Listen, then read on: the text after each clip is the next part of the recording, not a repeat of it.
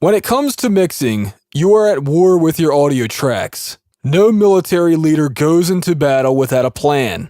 What is your strategy?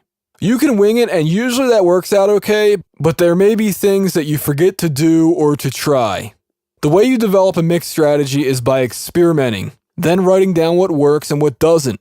If your DAW supports mix templates, this also helps out a lot. For example, I like to start mixing by getting tracks to sound good by themselves.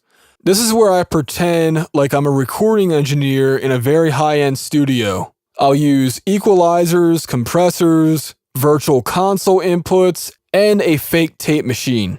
My mix prep work also includes noise reduction and note editing. I use clean equalizers for cutting and hardware emulated equalizers for boosting. Sometimes I'll use the hardware EQs for cutting as well. It kind of just depends on my mood. This strategy works well for me because I use Nebula-based plugins which require a lot of processing power. But they're worth it because their sound quality is top-notch and I save a lot of money compared to buying their hardware counterparts. Trust me, I would love to own the hardware, but just don't have the money for it. So I'll do all that mix prep work in the original recording sessions, and then I'll render out files for the full mix session. Then in the mix session, I'll start with the biggest course where the most instruments are at. I get that sounding nice in mono, without any reverb, delay, or panning. Everything is dry to the bone. And some people might say that's a crazy way of working, but let me tell you, my frequency and volume balances are much easier to get correct by doing it this way. Another part of my mix strategy is that I have go-to equalizers and compressors for specific instruments, like a hammer to a nail and a drill to a screw. Certain tools just work very well on certain instruments, so why fix it if it works? After things sound good in mono, that's when the mix spices are added.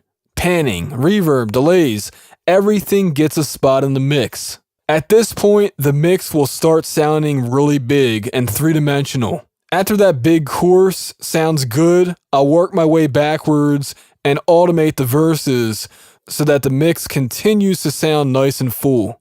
For verses, typically delay and reverb settings get changed, and my frequency settings will also change so that I have less cuts. Volume faders will definitely change as well. After automation's complete, I'm still not finished.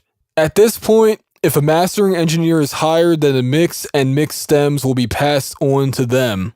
But if there isn't a mastering engineer, I'll then mix my file down for later usage when all of the other mixes are completed.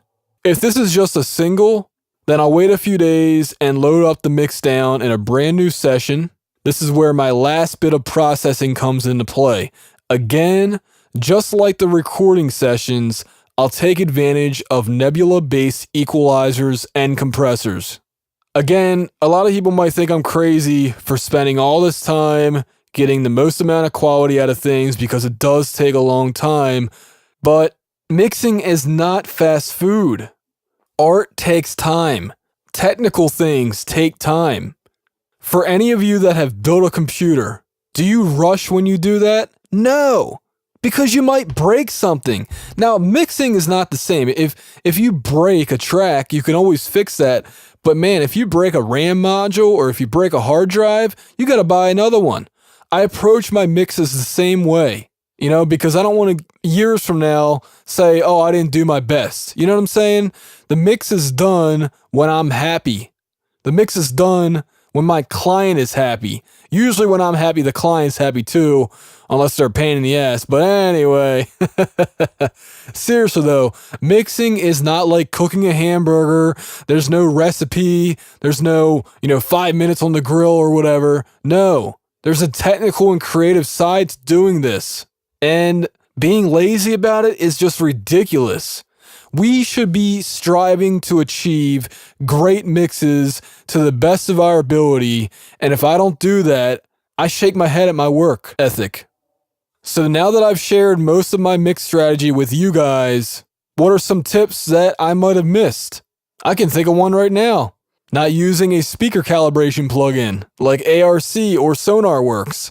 But I've said that enough times, but it does bear repeating. Those two plugins are on pretty much during the entire time that I do mixing or mix prep work. Definitely mastering as well. Anyway, guys, this has been Adam for RealHomeRecording.com. I hope you enjoyed the video and learned a lot.